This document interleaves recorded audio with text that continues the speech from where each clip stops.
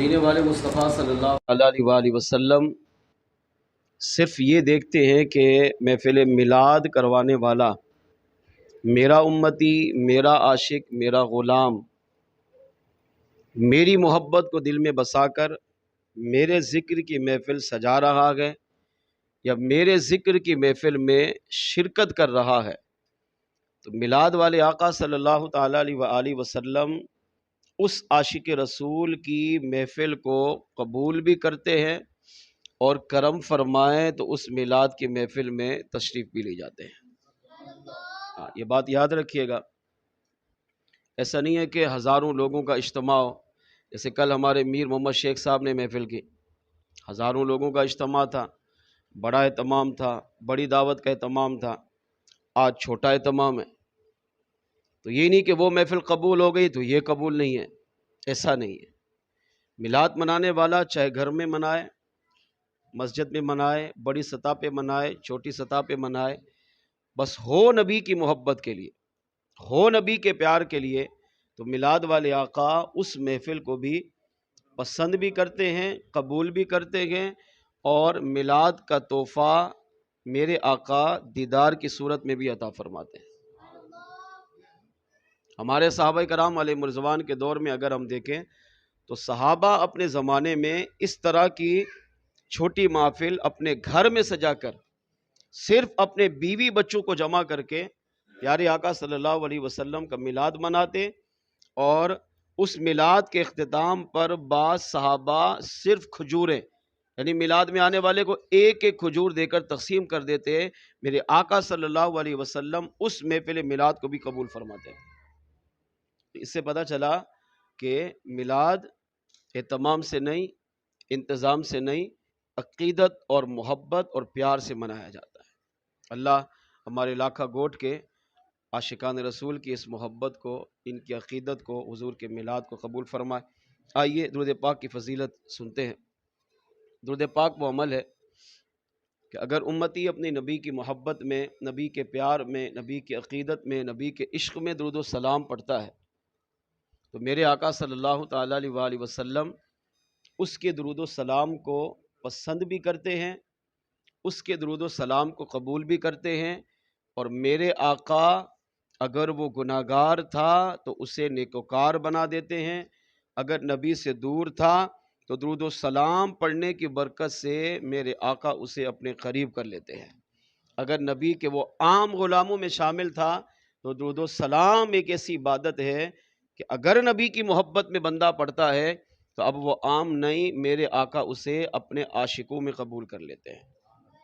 اور اگر وہ مشکل میں ہو، اگر وہ پریشانی میں ہو، اگر وہ تکلیف میں ہو اور حضور کو زندگی میں پکارے تو میرے آقا اس کی مشکل کشائی بھی فرماتے ہیں اور اس کی دستگیری بھی کرتے ہیں، اور درود و سلام کا تحفہ بطور انعام اپنے دیدار کی صورت میں بھی عطا فرماتے ہیں۔ امام بصیری رحمۃ اللہ تعالی علیہ، جن کا قصیدہ بردہ شریف بہت ہی مشہور ہے، عربی کے اندر قصیدہ ہے اور انتہائی مقبول و محبوب ہے، اور پسند کیوں نہ ہو، مقبول کیوں نہ ہو، کیونکہ یہ وہ قصیدہ ہے جو مصطفیٰ جان رحمت صلی اللہ علیہ وسلم کو پسند بھی آیا، میرے آقا نے امام بصیری سے سنا بھی، اور اس قصیدے کے سنانے پر امام بصیری کو میرے آقا نے انعام بھی عطا فرمایا۔ میرے آقا صلی اللہ تعالیٰ علیہ وآلہ وسلم نے امام بصیری علیہ رحمہ پر کس طرح کرم کیا، سنیے۔ بزرگوں نے لکھا کہ امام بصیری رحمۃ اللہ تعالیٰ علیہ قصیدے لکھتے تھے، شعر و شاعری لکھتے تھے۔ کبھی کسی بڑے شخصیت کے بارے میں قصیدہ لکھا، اشعار لکھے، اس کے نام کی تعریفیں لکھی تو اس سے انعام وصول کیا۔ کبھی کسی دولت مند کے پاس گئے تو وہاں جا کر اس دولت مند کا قصیدہ لکھا، اس پر انعام وصول کیا۔ کبھی فلاں کے پاس، کبھی فلاں کے پاس، کبھی فلاں کے پاس، اور اس زمانے کے اندر یہ شعر و شاعری کا مقابلہ بہت ہوتا تھا کہ ایک شاعر آیا، اس نے اپنی شعر و شاعری سنائی، پھر دوسرا آیا، اس نے اپنی شعر و شاعری سنائی، پھر تیسرا آیا، اس نے اپنی شعر و شاعری سنائی، تو جس کی شعر و شاعری اچھی ہوتی اسے بطور انعام مال سے، درہم سے، دیناروں سے اور چاندی کے سکوں سے، سونے کے سکوں سے اسے نوازا جاتا۔ امام بصیری علیہ رحمہ فرماتے ہیں میں نے ساری زندگی امیروں کے، مالداروں کے، وڈیروں کے، جاگیرداروں کے قصیدے لکھے اور ان سے میں نے ان قصیدوں کے بدلے میں بطور انعام بہت سارا مال و دولت جمع کیا۔ میری زندگی میں ایک وقت ایسا آیا کہ میں بیمار پڑ گیا، فالج کا اٹیک ہوا اور بدن جو ہے مفلوج ہو گیا۔ تو آپ فرماتے ہیں کہ جب بدن فالج کے اٹیک سے مفلوج ہوا تو امام بصیری علیہ رحمہ کہتے ہیں کہ میں نے علاج پر جتنی رقم تھی سب خرچ کر دی۔ ہر ایک کے پاس گیا، اس سے علاج کروایا، اس سے علاج کروایا، اس سے علاج کروایا، اس سے علاج کروایا، جتنا مال و دولت تھا سب خرچ کر دیا، مگر شفا پھر بھی نہیں ملی۔ جب پیسہ ہوتا ہے نا بندے کے پاس تو پھر ہر ایک قریب آتا ہے، اور پیسہ ختم تو دوستی ختم، پھر وہ پیار، پھر وہ محبت، پھر وہ خلوص، پھر وہ عقیدت، یہ ختم ہو جاتی ہے۔ کیونکہ یہ محبت جو ہمارے ہاں ہے یا پیسے کی وجہ سے ہے یا حسن و جمال کی وجہ سے ہے، یہ جھوٹی ہے۔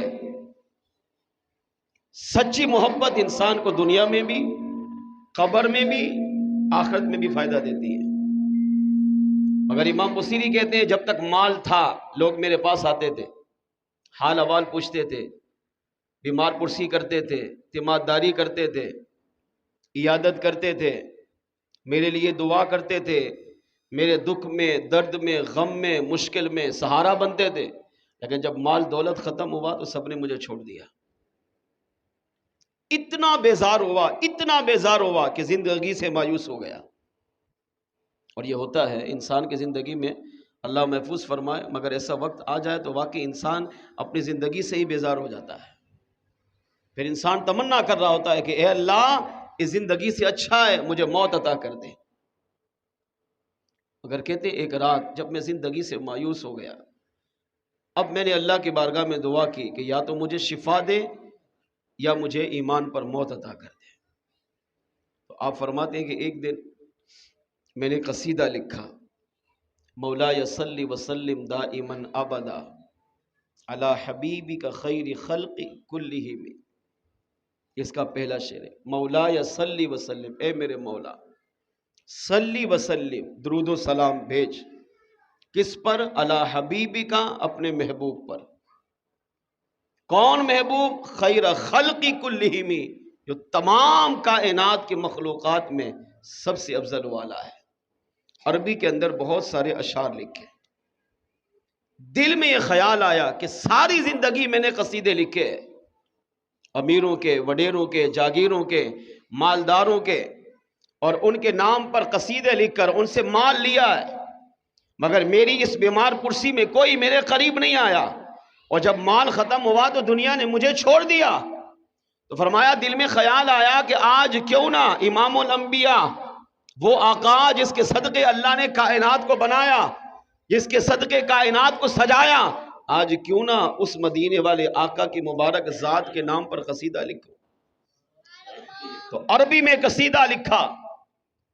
اب امام بصیری کہتے ہیں میں نے رات کو قصیدہ لکھا، رات جب سویا سر کی آنکھ بند ہوئی، دل کی آنکھ کھلی، کیا دیکھتا ہوں؟ وہی آقا جن کا میں نے قصیدہ لکھا میرے خواب میں تشریف لے آئے۔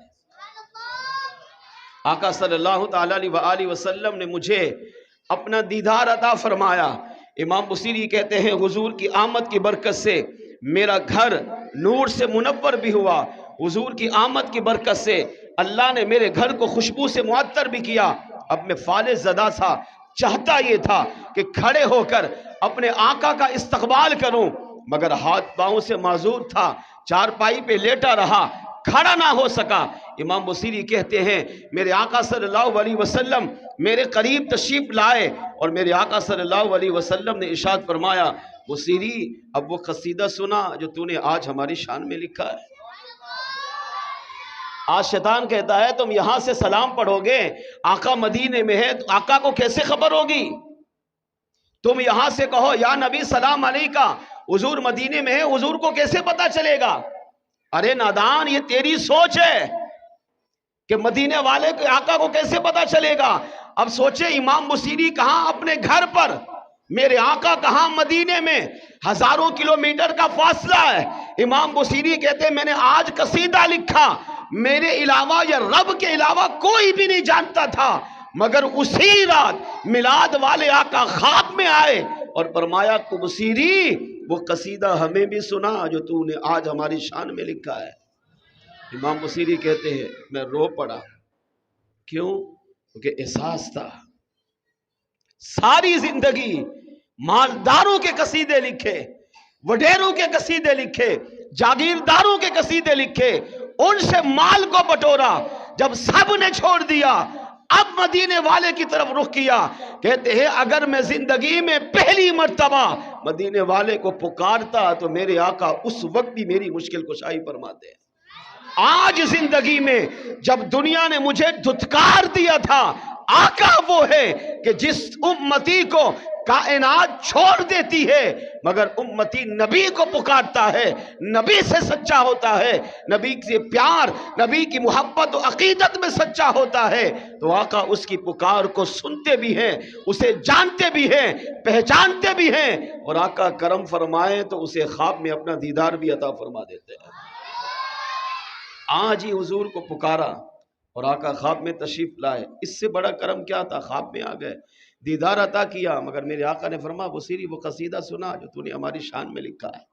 اب امام بصیری کہتے ہیں میں نے تڑپ کر اس وجدانی کیفیت میں، وجد کیوں نہیں آئے گا؟ سامنے امام الانبیاء ہوں، چہرہ بددحا ہو، واللیل کی مبارک زلفیں ہوں، اور امتی نبی کے سامنے بیٹھ کر نبی کے چہرے بددحا کو دیکھ کر واللیل کی زلفوں کی روشنائی میں گم ہو کر نبی کو قصیدہ سنا رہا ہوں، اس سے بڑی امتی کے لیے کیا معراج ہو سکتی ہے؟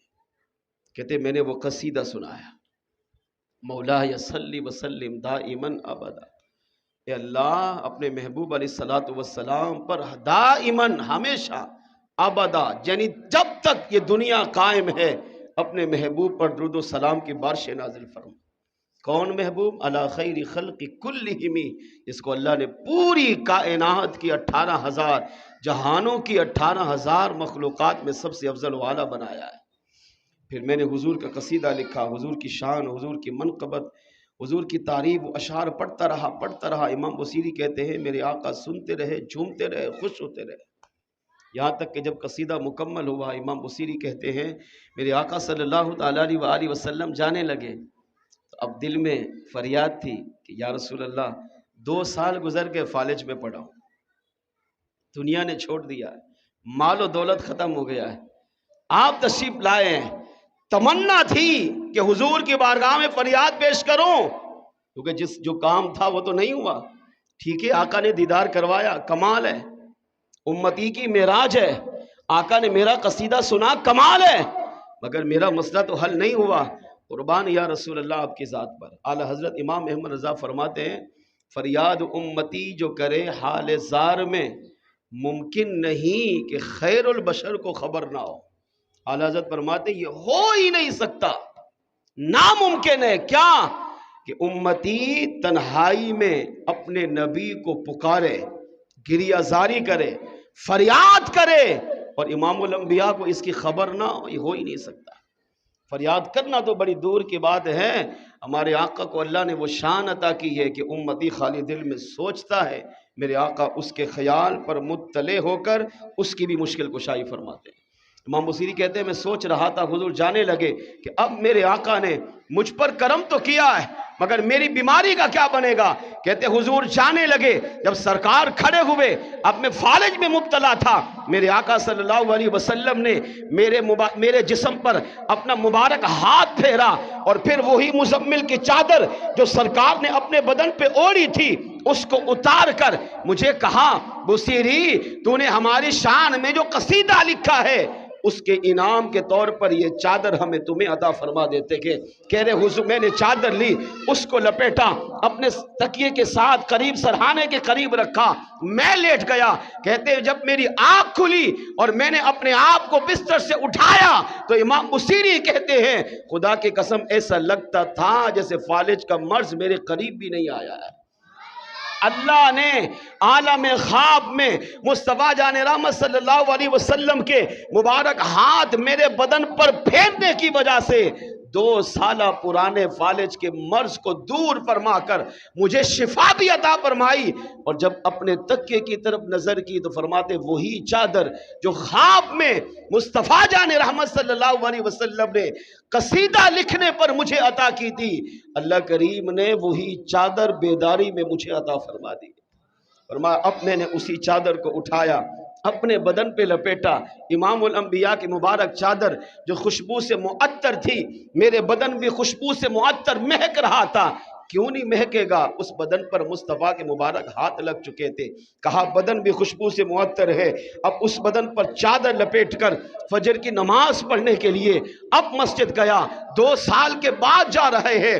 فجر کی نماز پڑھنے کے بعد جب امام نے دعا مانگی تو اب لوگ کھڑے ہو کر امام کو سلام نہیں کر رہے بلکہ مجھے آ کر ہاتھ لگا لگا کر چوم رہے ہیں۔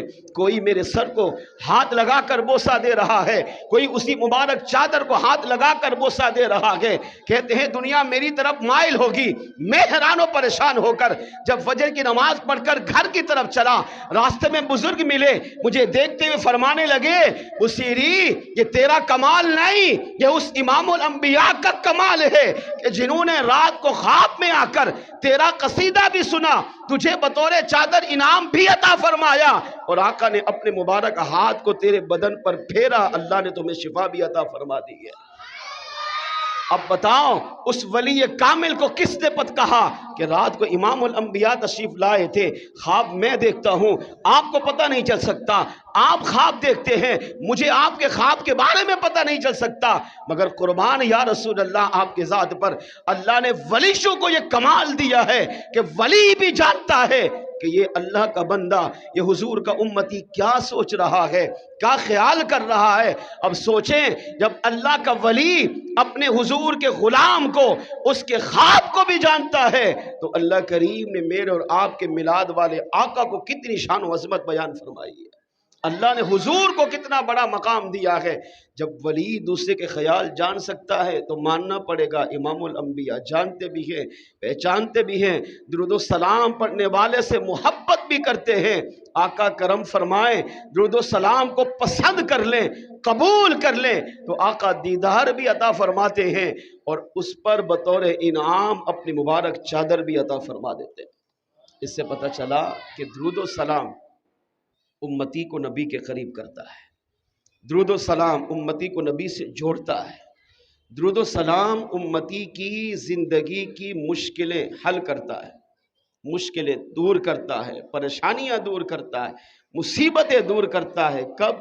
جب امتی نبی کی محبت میں، نبی کے پیار میں، نبی کی عقیدت میں، نبی کے عشق میں نبی پر درود و سلام پڑھنے والا بن جائے۔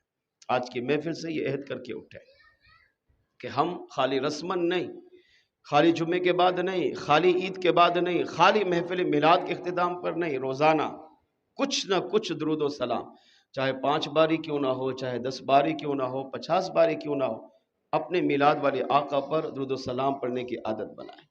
محفل میلاد ہوتی ہیں، ہوتی رہیں گی، قیامت تک ہوں گی، ہم رہیں نہ رہیں حضور کا ذکر ہوتا رہے گا۔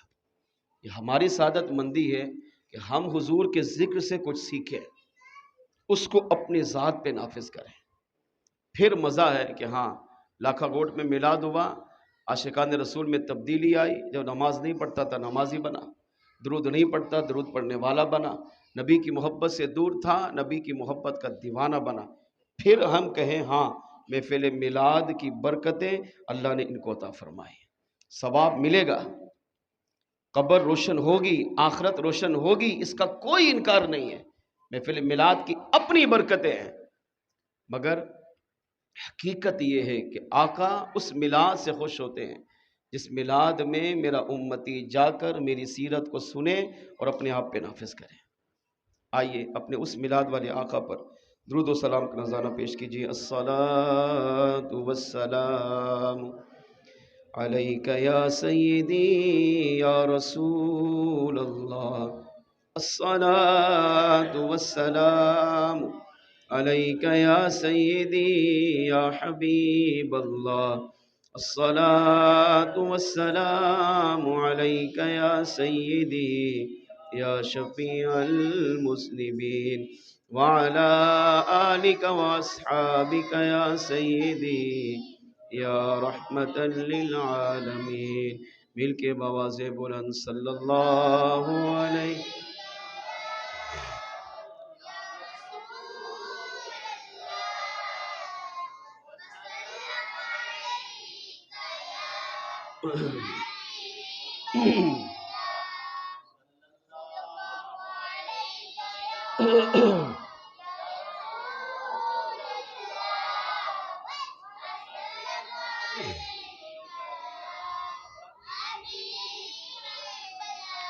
میلاد کی محفل جہاں ہوتی ہے، فرشتے اس جگہ کو اپنے رحمت کے پروں میں چھپا لیتے ہیں۔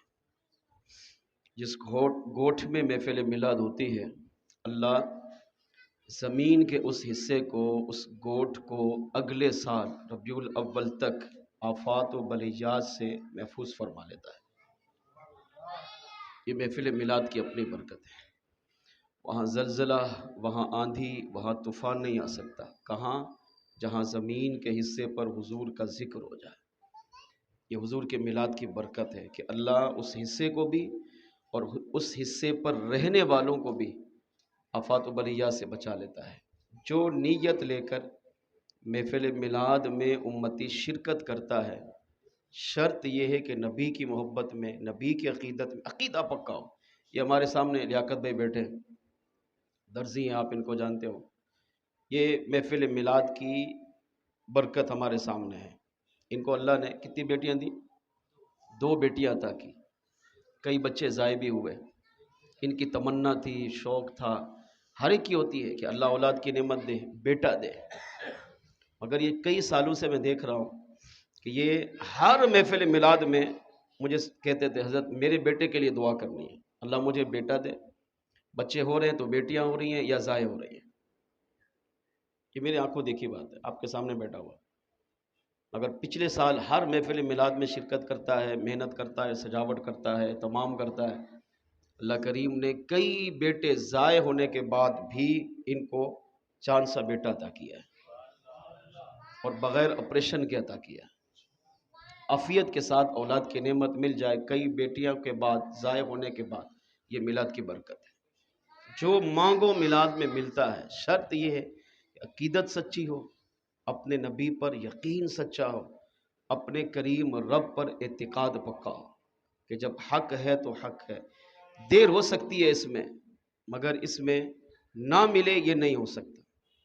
عقیدت سے بندہ جب جاتا ہے تو میلاد والے آقا ضرور کرم کرتے۔ ایک روایت عرض کروں گا انشاءاللہ، ایمان تازہ ہوگا۔ آئیے اس سے پہلے مل کر مصطفیٰ جان رحمت صلی اللہ علیہ وسلم کا ذکر کرتے ہیں۔ مشہور نعت ہے یا رسول اللہ کی، اس میں صدا ہے، میں چاہوں گا آپ بھی میرے ساتھ مل کے پڑھیں، حضور کو پکاریں۔ آقا نے کرم کیا تو انشاءاللہ ہم سب کا بیڑا پار ہوگا۔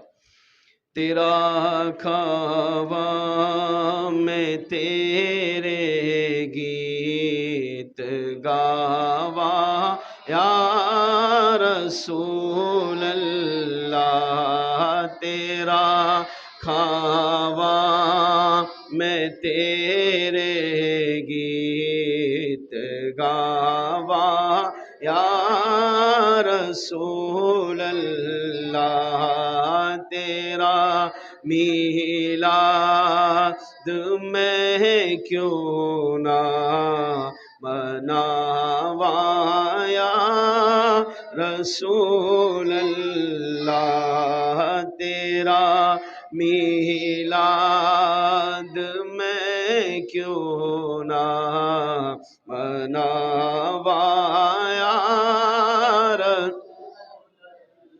حلیمہ گھر کدی ویکھے کدھی سرکار نو ویکھے حلی ماں گھر کدی ویکھے کدی سرکار نو ویکھے میں کیڑی سیج تیرے لئی بچھاوا یا رسول اللہ میں کیڑی سیج تیرے لئی سجاوا یا رسول اللہ تیرا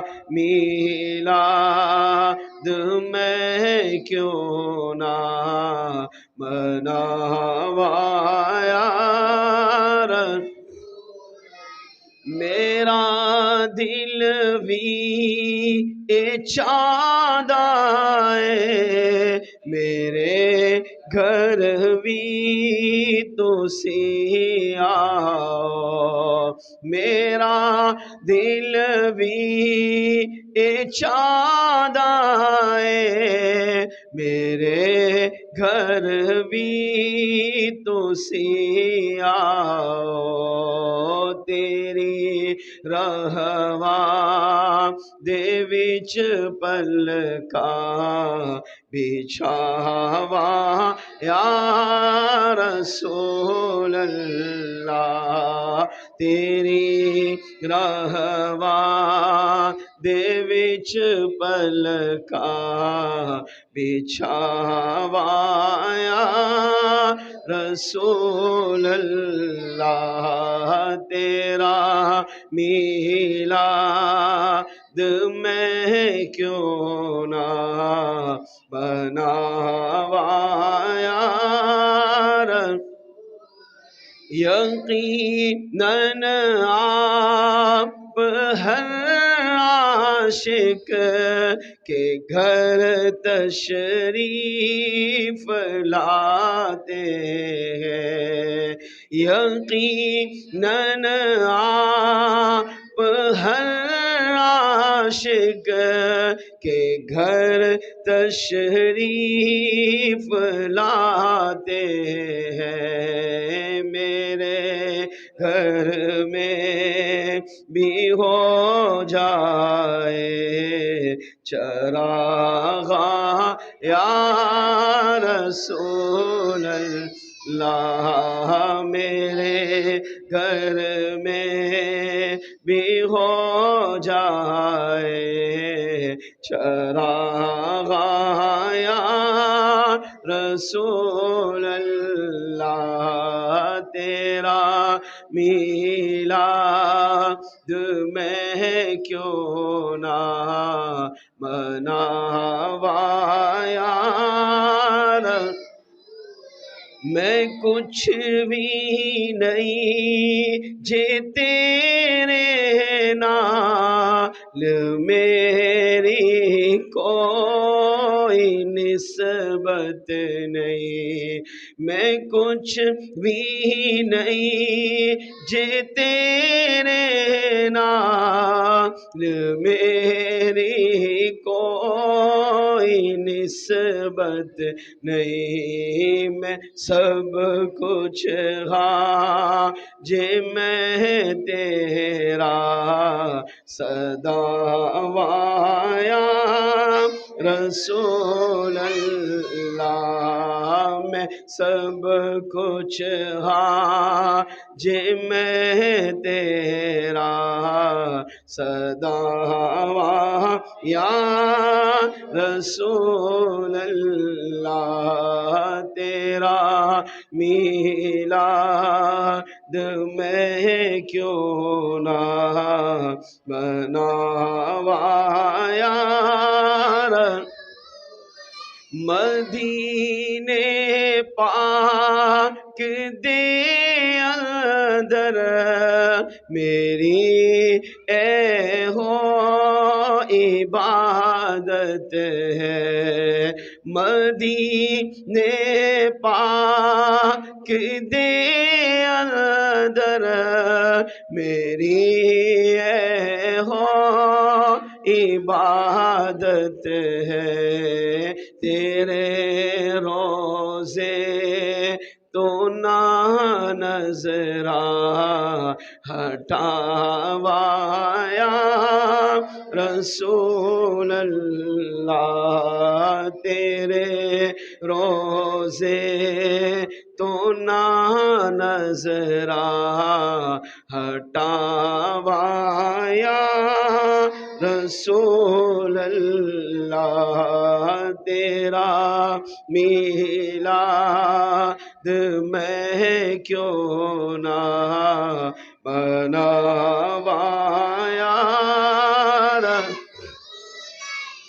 جگاؤ بھاگ میرے بھی ابو ایوب دیوانگو جگاؤ بھاگ میرے بھی ابو ایوب دیوانگو مقدر اس دم کے تو لے آوایا رسول اللہ مقدر اس دم کے تو لے آوایا رسول اللہ تیرا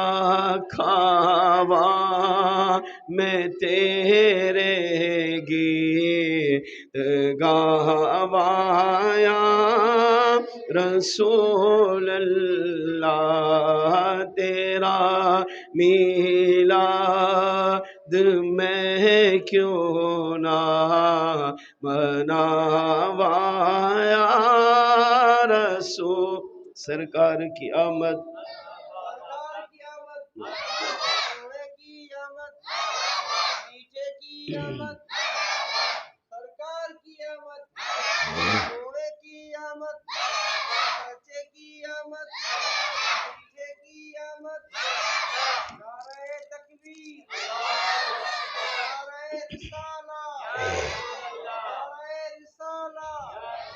اللہ کریم نے قرآن پاک پارہ 6 سورۃ النساء کی اختتامی آیات میں ارشاد فرمایا یا ایھا الناس اے لوگو قد جاءکم برہان من ربکم تحقیق تمہارے پاس آیا اللہ کی طرف سے ایک برہان وانزلنا الیکم نورا مبینا اور ہم نے تمہاری طرف نازل کیا ایک روشن نور۔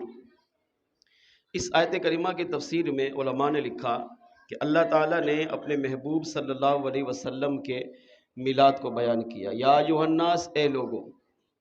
اب اس میں ایمان والے نہیں کہا اے ایمان والو، یہ نہیں کہا اے مسلمانوں، بلکہ پوری انسانیت کو اللہ نے خطاب کیا یا ایھا الناس۔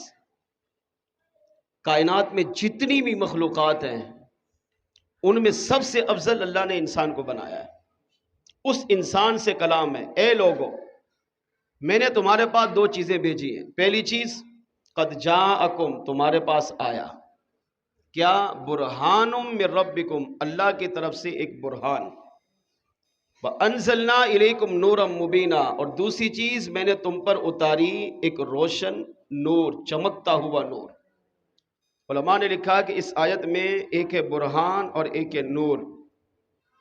برہان سے مراد حضور کی ذات اور نور سے مراد قرآن پاک۔ قرآن بھی نور ہے اور اتنا پاکیزہ نور ہے کہ جو اپنا تعلق قرآن سے جوڑتا ہے قرآن اسے بھی چمکا دیتا ہے۔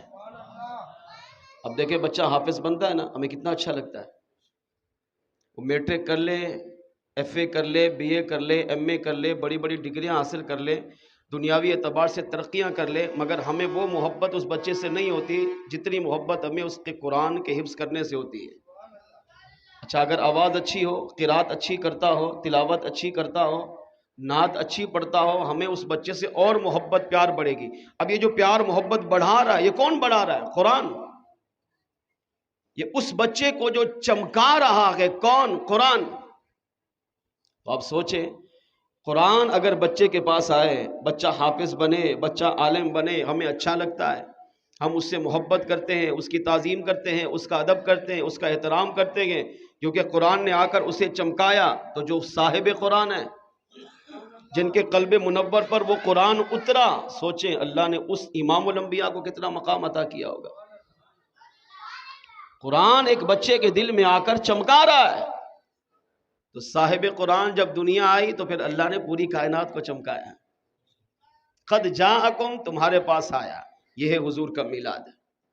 کب آیا؟ 12 ربیع الاول کی تاریخ، پیر کی مبارک رات، صبح صادق کے وقت میرے اور آپ کے میلاد والے آقا دنیا میں آئے، اور آتے ہی پوری کائنات کو چمکایا۔ برہان کے علماء نے کئی معنی لکھے ہیں۔ برہان کا ایک معنی ہے دلیل۔ اے لوگو، تمہارے پاس اللہ کی طرف سے ایک دلیل آئی۔ وہ دلیل کون ہے؟ حضور کی ذات۔ دلیل کس بات پہ ہوتی ہے؟ دلیل سے پہلے مقدمہ ہوتا ہے، کہ پہلے مقدمہ ہو قاضی کی عدالت میں، پھر اس پر ہم کہتے ہیں گواہ لاؤ، یہ گواہ دلیل ہے۔ مقدمہ کیا ہے؟ اگر کوئی ہم سے پوچھے کہ اللہ ہے، ہاں ہے، ایک ہے، ایک ہے، وحدہ لا شریک ہے، جی ہاں، وہ بے نیاز ہے، ہاں، وہ محتاجی سے پاک ہے، ہاں، ہمیشہ سے ہے، ہمیشہ رہے گا، ہاں، وہ سونے جاگنے چلنے پھرنے آنے جانے سے پاک ہے، ہاں، ہر عیب سے پاک ہے، ہاں۔ دلیل کیا ہے؟ دلیل، ثبوت کیا ہے ہمارے پاس؟ اب مسلمان گواہی دے گا، دلیل مصطفیٰ کی ذات ہے۔ ہم نے رب کو نہیں دیکھا مگر رب کو مانا، کس کے ذریعے؟ حضور کی مبارک زبان کے ذریعے۔ اللہ نے حضور کو دلیل بنا کر بھیجا 12 ربیع الاول کو۔ آدم علیہ السلام سے لے کر عیسیٰ علیہ السلام تک کم و بیش 1,24,000 انبیاء ہے۔ ہر نبی نے امت کو آ کر کہا کہ اللہ ہے، وحدہ لا شریک ہے، اسی کی عبادت کرو، اس کے سوا کسی کو شریک نہ ٹھہراؤ، شرک اور کفر سے اپنے آپ کو بچاؤ، گمراہی سے بچاؤ۔ مگر امت نے سوال کیا، اللہ ہے تو بتائیے، اللہ کہاں ہے؟ کہ رب کو دیکھا ہے؟ مگر ہر نبی نے کہا نہیں۔ آدم علیہ السلام، ادریس علیہ السلام، عیسیٰ علیہ السلام، شیس علیہ السلام، موسیٰ علیہ السلام، ابراہیم علیہ السلام، اسماعیل علیہ السلام، نوح علیہ السلام، زکریا علیہ السلام، یحییٰ علیہ السلام، ہر نبی کی امت نے یہ سوال کیا، مگر اس سوال کے جواب میں ہر نبی خاموش رہا۔ کیوں؟ کیونکہ نبی نے بیداری میں سر کی آنکھوں سے رب کو دیکھا ہی نہیں۔ مگر قربان جائیے، اللہ نے ہمارے آقا کو کتنی بڑی شانیں عطا کی ہے۔ حضور کی شان تو برفع و اعلیٰ ہے نا۔ مولا مشکل کشا ایک دن لوگوں میں تبلیغ فرما رہے تھے کہ اللہ ہے، اللہ وحدہ لا شریک ہے، اللہ بے نیاز ہے، اللہ کریم ہے، اللہ غفور ہے، اللہ رحیم ہے، اسی کی عبادت کرو، ان بتوں کو چھوڑو۔ تو کسی نے سوال کر دیا، علی، اللہ اللہ بہت کرتے ہیں کہ کبھی رب کو دیکھا بھی ہے؟ جس رب کی عبادت کا کہہ رہے ہو، اللہ کو مانو، وہ تو نظر نہیں آتا، تو آپ نے کبھی دیکھا؟ اب ہمارے جیسے بندے سے سوال کرے تو ہم بولیں گے نہیں دیکھا بھائی، ہم دیکھ ہی نہیں سکتے، ہماری آنکھ میں طاقت ہی نہیں، ہم سر سے پاؤں تک گناہوں میں آلودہ ہیں۔ مگر وہ مولا علی تھے، وہ ولایت کے شہنشاہ تھے، تو مولا علی نے کتنا خوبصورت جواب دیا، فرمایا اللہ بتاؤں یا دکھاؤں؟ اب اس جواب پر وہ خاموش ہو گیا۔ پھر فرمایا نادان، تو علی سے پوچھ رہا ہے کہ اللہ ہے یا نہیں، اللہ کو دیکھا یا نہیں؟ علی جب نماز پڑھتا ہے تو اللہ اکبر یہ بعد میں کہتا ہے، رب کا دیدار اس سے پہلے کرتا ہے۔ میں جو کہتا ہوں نا اللہ اکبر، اپنے رب کے جلووں میں گم ہوتا ہوں، اپنے رب کا دیدار کرتے ہوئے کہتا ہوں اللہ اکبر۔ رب کو دیکھتا بھی ہوں، رب کو جانتا بھی ہوں، رب کو پہچانتا بھی ہوں۔ سارے انبیاء نے کہا اللہ ہے مگر دیکھا نہیں۔ جب ہمارے آقا دنیا میں تشریف لائے، اب امت نے سوال کیا یا رسول اللہ اللہ ہے؟ فرمایا ہے۔ دلیل؟ فرمایا دلیل میری ذات مبارکہ ہے، مجھے دیکھو، اللہ نے مجھے اپنے رب کے ظاہر ہونے کے لیے، اب کہ اللہ رب ہے اس بات کو ظاہر کرنے کے لیے اللہ نے مجھے دلیل بنا کر میری امت تمہارے پاس مبعوث فرمایا ہے۔ قد جاءکم برہان من ربکم، اے لوگو ہم نے اپنے رب ہونے کی دلیل اپنے محبوب کو 12 ربیع الاول پیر کی مبارک رات میں بطور دلیل تمہیں حضور کی ولادت کا تحفہ عطا کیا ہے۔ دلیل کا دوسرا معنی، برہان کا دوسرا معنی معجزہ۔ ہر نبی کو اللہ نے معجزے دیے، مگر 1 2 3 4 5 زیادہ علماء نے کہا 9۔ ہر نبی کو اللہ نے آدم علیہ السلام سے لے کر عیسیٰ علیہ السلام کسی کو معجزہ دیا، اس کا چلنا معجزہ، کسی کو معجزہ دیا کہ ہاتھ بغل میں ڈالے تو باہر نکالے تو ہاتھ چمکتا، کسی کو لاٹھی عطا کی، کسی کو دعا کا معجزہ دیا۔ ہر نبی کو اللہ نے معجزے دیے، مگر مخصوص تعداد میں ہمارے آقا صلی اللہ علیہ وسلم وہ ہے جن کو رب نے سر سے پاؤں تک سراپا معجزہ بنا کر بھیجا۔ حضور کا بولنا معجزہ، حضور کا چلنا معجزہ، حضور کا آنا معجزہ، حضور کا جانا معجزہ، حضور کا کلام معجزہ، حضور کا لعاب دہن معجزہ، حضور کا مبارک پسینہ معجزہ، حضور کے ہاتھ معجزہ، حضور کے مبارک نالین معجزہ، حضور کے کانوں کی سماعت معجزہ، حضور کے دیکھنے کی طاقت معجزہ، حضور کا بولنا معجزہ، حضور کا پکڑنا معجزہ۔ الغرض میرے آقا دن رات میں جو بھی کرتے تھے اللہ نے حضور کو معجزہ بنایا، سراپا معجزہ بنا کر 12 ربیع الاول پیر کی مبارک رات صبح صادق کے وقت اپنے محبوب کی امت کو عطا فرمایا۔ یا ایھا الناس، اے لوگو قد جاءکم برہان من ربکم، تمہارے پاس اللہ کی طرف سے میں نے ایک محبوب بھیجا ہے، اور وہ محبوب وہ ہیں جن کو میں نے سراپا معجزہ بنا کر تمہیں عطا فرمایا ہے۔ اب جو نبی رب کی طرف سے معجزہ بن کر آئے، جو نبی رب کی طرف سے دلیل بن کر آئیں، کیا اس نبی کی آمد پر ہم خوشی نہیں کریں گے؟ کیا اس نبی کی آمد پر ہم عقیدت و محبت کا اظہار نہیں کریں گے؟ وہ خوش نصیب ہے امتی جو اپنے نبی کی آمد پر، وہ نبی جس نے امتی کو رب سے ملایا، وہ نبی جس نے امتی کی زندگی کو سنوارا، وہ نبی جس نے امتی کی قبر کو سنوارا، وہ نبی جو قیامت کے دن امتی کی آخرت کو سنوارے گا اور اس کی شفاعت کر کے اسے جنت عطا کرے گا۔ اس نبی کی آمد پر جو امتی خوشی کا اظہار کرتا ہے، محفل میلاد سجاتا ہے، حقیقی معنوں میں یہ اپنے نبی سے محبت کا اظہار کر کے اپنی دنیا قبر و آخرت کو روشن کرتا ہے۔ اور وہ بدبخت ہے، یقین کرے، بد نصیب ہے، بد کردار ہے، محروم ہے، جس کو اپنے نبی کی آمد پر، اپنے آقا کی ولادت پر خوشی نہ ہو، حضور کے آنے پر خوشی نہ ہو۔ اس سے بڑا بدبخت کیا ہوگا؟ بھلے وہ اپنے آپ کو مفتی کہے، عالم کہے، شیخ الحدیث کہے، بہت بڑا مفکر کہے، مگر اس سے بڑا بد نصیب نہیں ہے کہ جو حضور کی آمد پر خوشی نہ کرے، حضور کی آمد پر حضور کا ذکر نہ کرے، بلکہ ذکر کرنے والوں کو برا بھلا کہے۔ آئیے میرے آقا صلی اللہ تعالیٰ علیہ وآلہ وسلم میلاد منانے والوں سے کتنا خوش ہوتے ہیں، سنیے اور اپنا ایمان تازہ کیجیے۔ میلاد وہ مبارک عمل ہے، اگر امتی اپنے نبی کی محبت میں، نبی کے پیار میں، نبی کی عقیدت میں میلاد کی محفل سجاتا ہے، بڑے چھوٹے اہتمام پر ہو، مگر میرے آقا اس کی سچی محبت کی وجہ سے اس کی میلاد کی محفل میں جاتے ہیں، اس پر کرم فرماتے ہیں اور میلاد کا تحفہ بھی اسے عطا فرماتے ہیں۔ میلاد منانا میرے آقا کی سنت، صحابہ کی سنت۔ مشکات، ترمذی شریف دونوں کتابوں میں یہ حدیث موجود ہے۔ میرے آقا صلی اللہ تعالیٰ علیہ وآلہ وسلم کی چچا عباس رضی اللہ عنہ کے صاحبزادے سیدنا عبداللہ بن عباس رضی اللہ عنہ فرماتے ہیں، ہم مسجد نبی میں جمع ہوئے اور گزشتہ انبیاء کرام علیہ السلام کا ذکر کرنے لگے۔ ایک صحابی نے کہا، جس کو جس نبی کا تذکرہ آتا ہے یا جس نبی کے بارے میں جتنی معلومات ہے، حضور سے جو ہم نے باتیں سنی، اس کو بیان کر کے ہم اپنی محفل کو چمکاتے ہیں۔ ایک نے کہا، اچھا اب یہ تذکرہ کر رہے ہیں، تو تذکرہ کرتے کرتے کرتے کرتے میرے آقا صلی اللہ علیہ وسلم اپنے حجرے میں تھے، تو صحابہ مسجد نبی میں، تو حضور کا حجرہ اور مسجد نبی سیم، آج بھی جو گئے انہوں نے دیکھا ہوگا کہ سرکار جہاں آرام فرما رہے ہیں یہی حجرہ تھا، اسی کے متصل مسجد نبوی ہے۔ اسی سے متصل ریاض الجنہ، وہ جنت کا ٹکڑا ہے۔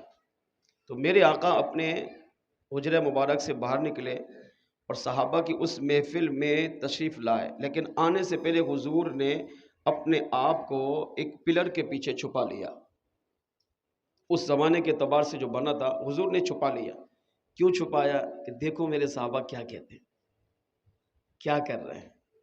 یہ بھی میلاد کا ایک انداز ہے کہ آقا میلاد میں آئے مگر اپنے آپ کو ظاہر نہیں کیا، حضور نے اپنے آپ کو چھپایا اور صحابہ کی گفتگو سننے لگے۔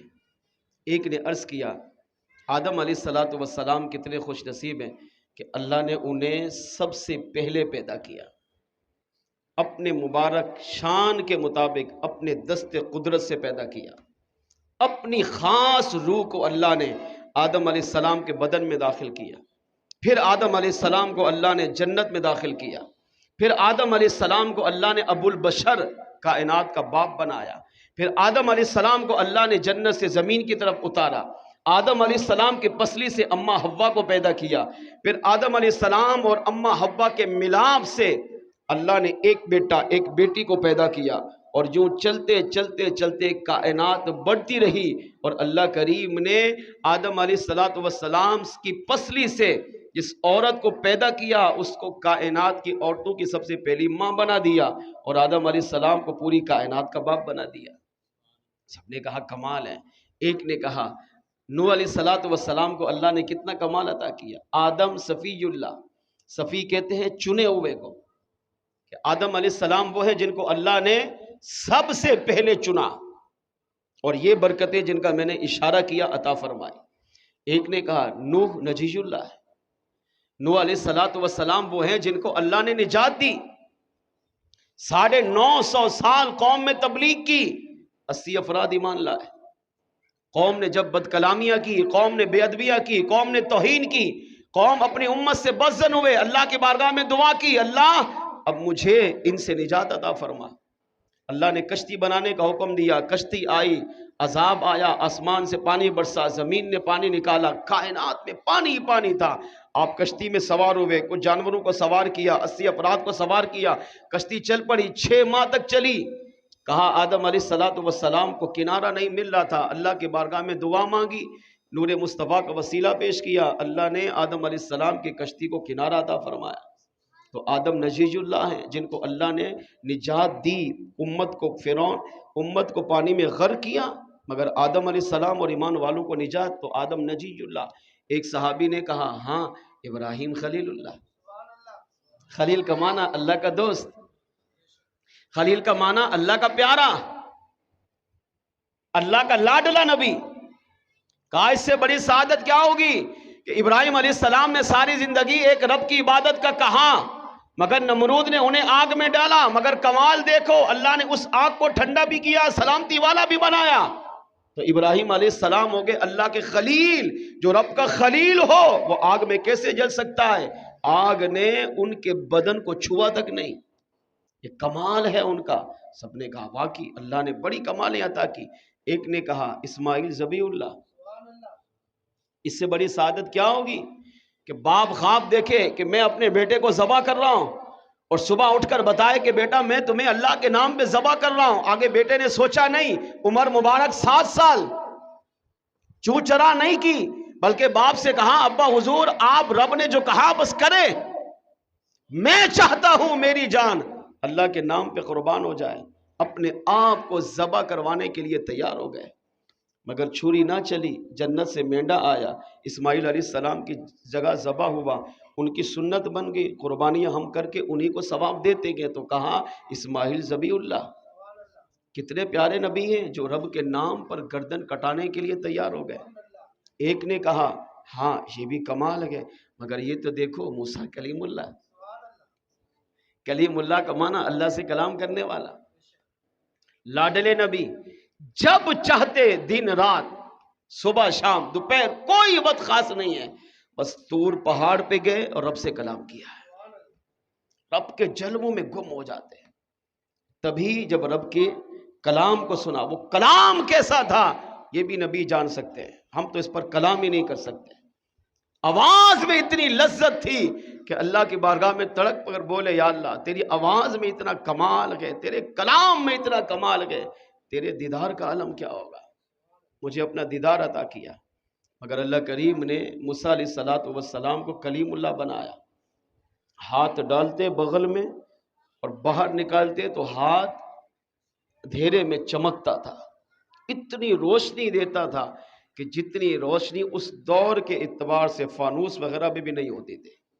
عصا دیا، اسی عصا سے آپ بکریاں بھی چراتے، اسی عصا سے آپ پھل بھی توڑتے، اسی عصا سے کبھی ٹیک بھی لگاتے، اسی عصا کے سہارے پہ چلتے بھی، اسی عصا کو اللہ جو ہے وہ بہت بڑا اژدہا بناتا اور فرعون کے مقابلے میں سارے سانپوں کو اپنے اندر انگل گیا۔ یہ بھی معجزہ تھا۔ کہا کمال ہے موسیٰ علیہ السلام، سب سے بڑا کمال یہ تھا اللہ سے ہم کلام ہوتے تھے، اور اس سے بھی بڑا کمال یہ تھا کہ رب سے جو مانگتے تھے اللہ عطا فرما دیتا تھا۔ یہ بھی کمال والے ہیں۔ ایک نے کہا ہاں عیسیٰ علیہ السلام بھی کمال والے ہیں، عیسیٰ روح اللہ، اللہ کی روح، تو اللہ کا جسم نہیں ہے تو اللہ کی روح کیسے ہے؟ تو کہا اللہ کا جسم نہیں، اللہ جسم سے پاک، روح سے پاک، مگر اللہ نے اپنے خاص روح عیسیٰ علیہ السلام کے پیٹ میں داخل کی، خاص روح۔ آپ ماں کے پیٹ میں آئے، حمل نہ ٹھہرا اور اللہ نے اپنی خاص روح کو بھیجا۔ عیسیٰ علیہ السلام میں اللہ نے روح کو داخل کیا ہے، بغیر باپ کے پیدا کیا ہے، چند دن کا بچہ بولتا نہیں ہے، مگر عیسیٰ علیہ السلام کو اللہ نے کمال دیا کہ جب ان کی والدہ پر لوگوں نے تہمت لگائی تو آپ نے کہا انی عبد اللہ، میں اللہ کا بندہ ہوں، اور سنو خالی بندہ نہیں، آتانی الکتاب وجعلنی نبیا، اللہ نے مجھے نبی بھی بنایا ہے، اور ان قریب اللہ مجھے انجیل مقدس کتاب کی صورت میں بھی عطا فرمائے گا۔ میں گواہی دیتا ہوں میری ماں پاک دامن ہے۔ تو ایک صحابی نے کہا عیسیٰ علیہ السلام کمال والے ہیں کہ ماں پہ تہمت لگی تو بول پڑے، اپنا نبی ہونا بھی بتایا، اپنا رسول ہونا بھی بتایا، انجیل مقدس کی خبر بھی دی۔ عیسیٰ علیہ السلام بھی کمال والے ہیں۔ ابھی صحابہ کی یہ گفتگو چل رہی تھی، میرے آقا جنہوں نے اپنے آپ کو چھپایا تھا اب میرے آقا نے ظاہر کیا، اور صحابہ کی اس میلاد کی محفل میں تشریف لے آئے۔ اب جب صحابہ آئے، سرکار تشریف لائے تو صحابہ خاموش۔ میرے آقا علیہ السلام نے ارشاد فرمایا صحابہ کیا کر رہے تھے؟ سب کچھ سن چکے تھے، سابقہ انبیاء کا تذکرہ ہو رہا ہے، اب بتائیں یہ بھی میلاد نہیں ہے تو پھر میلاد کیا ہے؟ اس میلاد میں آئے، صحابہ کی ساری گفتگو سنی، اب اپنے آپ کو میرے آقا نے ظاہر کیا۔ فرمایا صحابہ من انا، سابقہ انبیاء کی تو شانیں بیان کی ہیں، آدم علیہ السلام سے لے کر عیسیٰ علیہ السلام تک ہر نبی کا تذکرہ کیا ہے، مگر مجھے یاد نہیں کیا۔ فرمایا من انا، بتاؤ میں کون ہوں؟ اب صحابہ کیا کہیں گے آگے؟ کتنے باادب تھے صحابہ، خود کہا اللہ و رسول عالم، آقا آپ کون ہیں؟ آپ کو یا تو رب جانتا ہے یا آپ خود جانتے ہیں، ہماری وہ طاقت نہیں کہ آپ کی ذات پہ تبصرہ کریں۔ من انا، میں کون ہوں؟ صحابہ باادب بنے رہے۔ عبداللہ بن عباس رضی اللہ عنہ پر قربان، فرمایا اب میرے آقا نے فرمایا صحابہ سنو میں کون ہوں؟ فرمایا انا حبیب اللہ، میں اللہ کا حبیب ہوں۔ آدم صفی اللہ حق، ابراہیم خلیل اللہ حق، اسماعیل ذبیح اللہ حق، نوح علیہ السلام نجی اللہ یہ حق ہے، موسیٰ علیہ السلام کلیم اللہ یہ بھی حق ہے، عیسیٰ علیہ السلام روح اللہ ہے یہ بھی حق ہے، مگر فرمایا صحابہ سنو انا حبیب اللہ، میں اللہ کا محبوب ہوں، اللہ کا حبیب ہوں۔ اللہ کا حبیب کون ہوتا ہے؟ فرمایا اللہ کا حبیب وہ جس کو آدم علیہ السلام سے لے کر عیسیٰ علیہ السلام تک ان تمام انبیاء کو اللہ نے جتنے کمالات دیے، جتنے معجزات دیے، جتنے فضائل دیے، جتنے مراتب دیے، ان کو جمع کر کے اس میں مزید لاکھوں کی تعداد میں فضائل کو جمع کر کے جس ہستی کو عطا کر دیا جائے، فرمایا وہ ہستی اللہ کا محبوب ہوتا ہے۔ فرمایا میں وہ ہوں جس کو آدم علیہ السلام سے لے کر عیسیٰ علیہ السلام تک اللہ نے جتنے معجزات فضائل سابقہ انبیاء کو دیے وہ سارے اور اس سے کئی لاکھوں گنا بڑھ کر اللہ نے مجھے عطا فرمایا ہے۔ आना हबीबुल्लाह, मैं हबीबुल्लाह हूं। फिर फरमाया हबीबुल्लाह वो होता है जो अल्लाह के हां सबसे बड़ा मर्तबा रखता हो। फरमाया सहाबा मैं हबीबुल्लाह हूं और मेरी शान ये है कि क़यामत के दिन जब अल्लाह का ग़ज़ब व जलाल उरूज पर होगा, कोई नबी उस वक्त अल्लाह से कलाम करने की जुर्रत नहीं करेगा। मैं वो हूं जो मैदान महशर में अल्लाह की बारगाह में सजदा करूंगा और तब तक सजदे से सर नहीं उठाऊंगा जब तक अल्लाह मेरी उम्मत की बख्शिश व मग़फ़िरत का ऐलान नहीं फरमाएगा। फरमाया वला फखरा, मैं इस पर फखर नहीं करता मगर मैं बता ये रहा हूं आना हबीबुल्लाह, मैं वो हूं। कायनात का खालिक अल्लाह है, कायनात का राज़िक अल्लाह है, मगर कायनात के तमाम खजानों की चाबियां अल्लाह ने मुझ मोहम्मद अलैहिस्सलाम के हाथ में अता फरमाई है। रिस्क रब देता है मगर तकसीम में मुस्तफ़ा करता हूं। वला फखरा, मैं इस पे फखर नहीं करता। फरमाया आना हबीबुल्लाह, मैं अल्लाह का हबीब हूँ। अल्लाह का हबीब कौन होता है? फरमाया अल्लाह का हबीब वो होता है जिनकी दुआ से अल्लाह सबसे पहले जन्नत के दरवाजों को खोल देगा। आना हबीबुल्लाह, मैं अल्लाह का हबीब हूँ। वला फखरा, मैं इस पे फखर नहीं करता। अल्लाह का हबीब वो है कि जब मेरी उम्मत को दोज़ख में जाने का हुक्म दिया जाएगा, आना हबीबुल्लाह, मैं अल्लाह का महबूब हूँ। मेरा उम्मती जब दोज़ख की तरफ जाएगा और अल्लाह करीम की बारगाह में मैं उसकी सिफारिश करके उसे भी जन्नत में दाखिल फरमाऊंगा। इससे पता चला मुस्तफ़ा जान रहमत सल्लल्लाहु अलैहि वसल्लम का मिलाद वो मुबारक अमल है जो सहाबा ने मनाया, मस्जिद नबी में मनाया, अंबिया का तस्किरा किया, हुजूर का जिक्र खैर किया। और जब मेरे आका मिलाद की महफिल में तशरीफ़ लाए, मेरे आका ने अपना मिलाद मस्जिद में बैठकर सहाबा के सामने मनाया। इससे पता चला मिलाद मुस्तफ़ा में आका आते हैं। मिलाद मुस्तफ़ा मनाना हुजूर की सुन्नत है, मिलाद मुस्तफ़ा मनाना सहाबा की सुन्नत है। सुन्नी तो कितना खुश नसीब है कि मिलाद मनाकर नबी के जिक्र की महफिल सजाकर तो रब को भी राज़ी करता है, मिलाद वाले आका को भी खुश करने में कामयाब हो जाता है।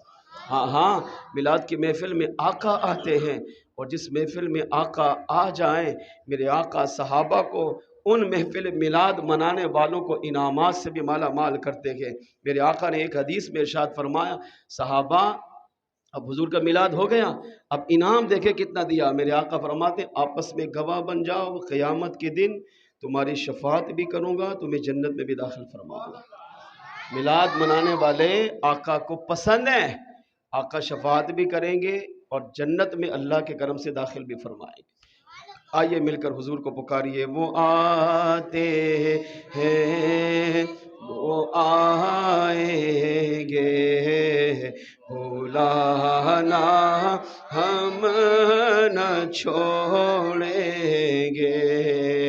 वो आते हैं, वो आएंगे, भुलाना हम न कहो तो छोड़ देंगे हम जहाँ की महफिलें सारी।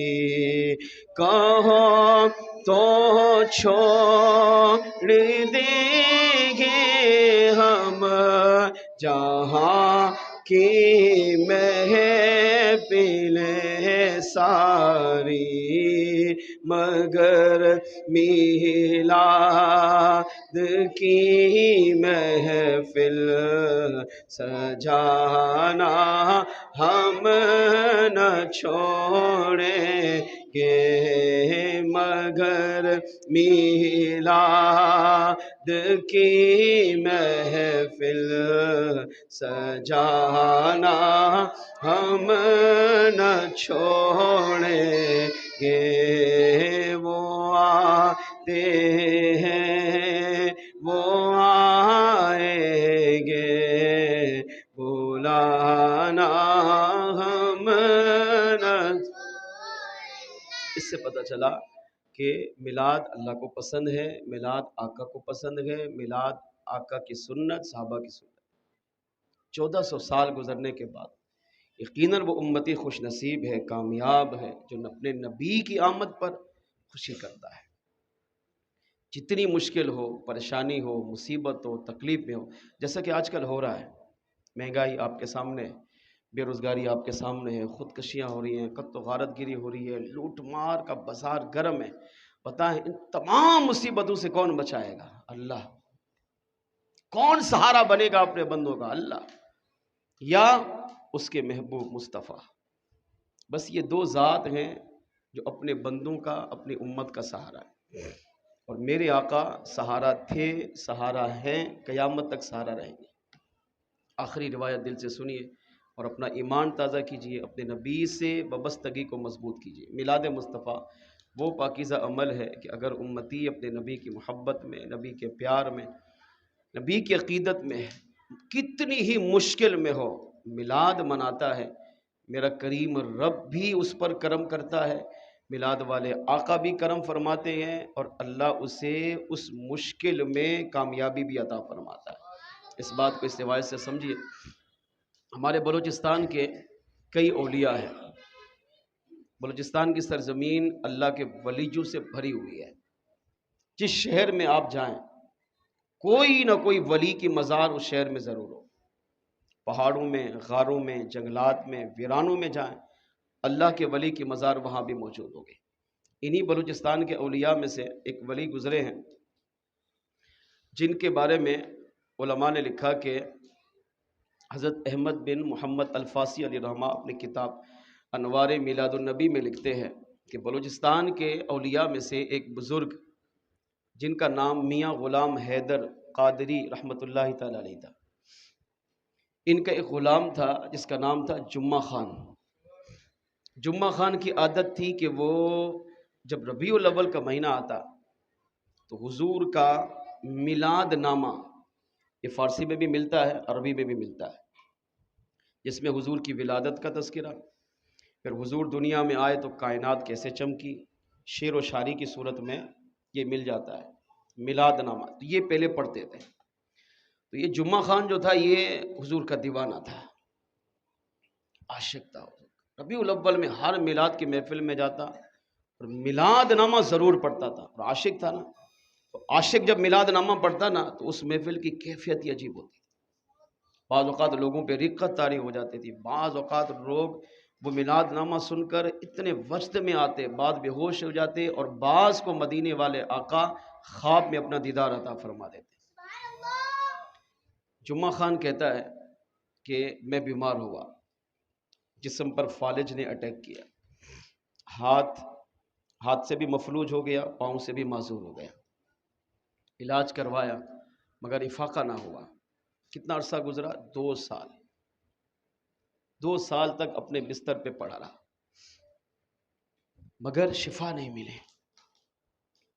اور ربیع الاول کا جب مہینہ آتا تو لوگ اب میں پہلے میلاد سجاتے، ذکر خیر کرتے، مگر میں نہیں جا سکتا. کیوں؟ چلنے پھرنے سے معذور تھا.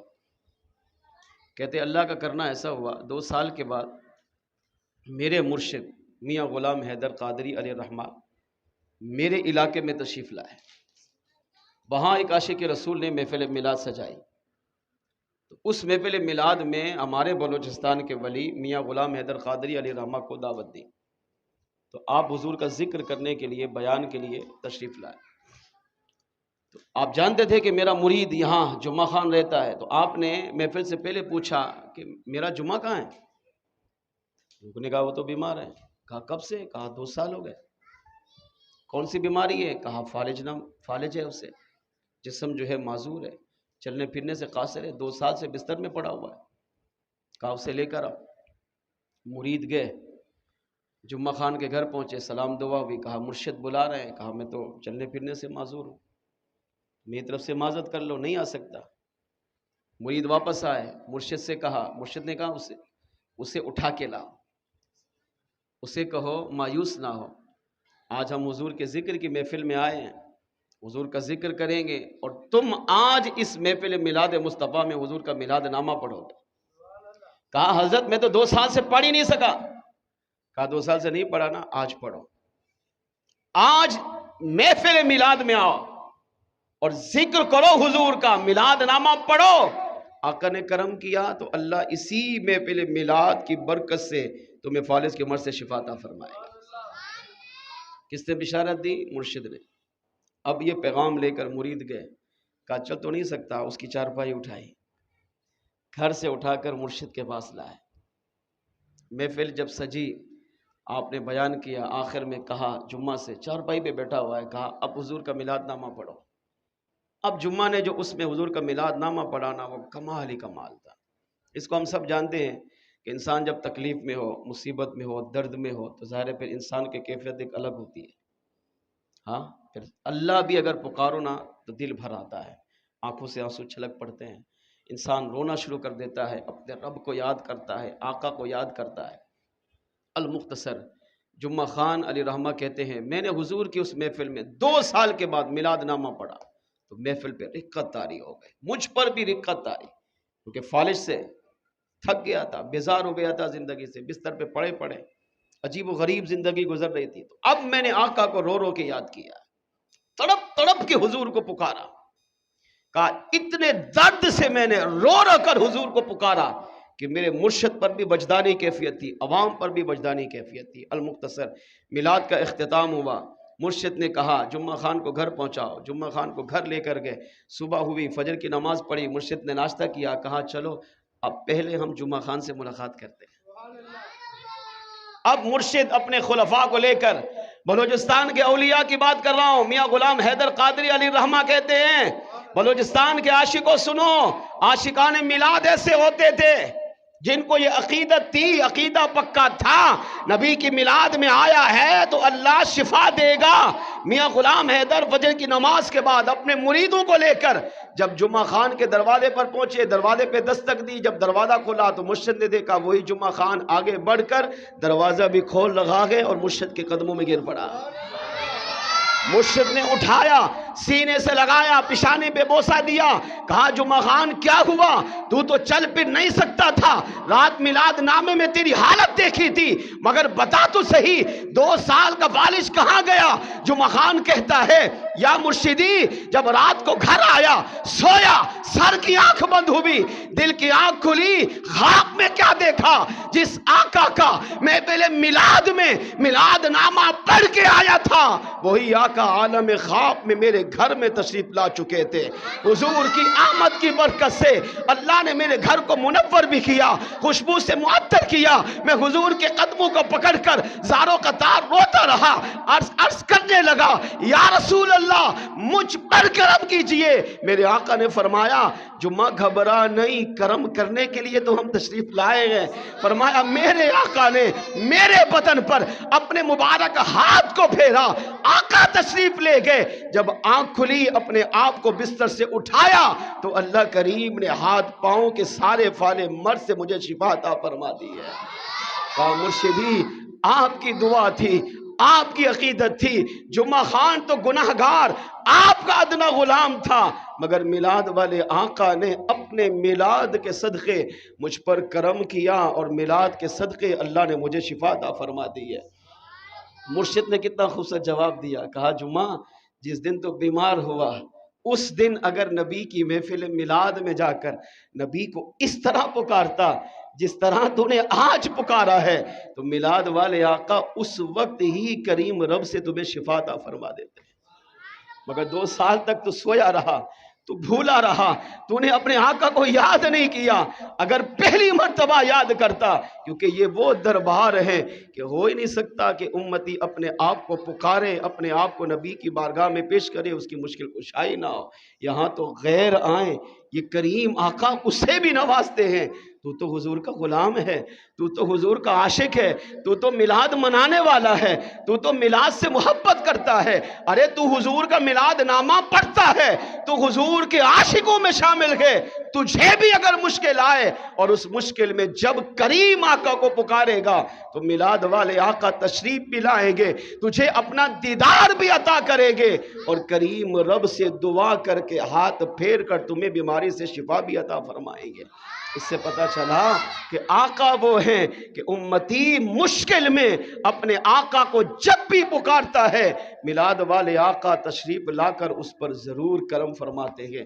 آئیے مل کے آخر میں آقا کو پکاریے، وہ آتے ہیں وہ آئیں گے، بلانا ہم نہ چھوڑیں گے، نبی کی یاد کی محفل سجانا ہم نہ چھوڑیں گے، یہ نعرہ یا رسول اللہ لگانا ہم نہ پکارا جب مصیبت میں چلے آئے میرے آقا،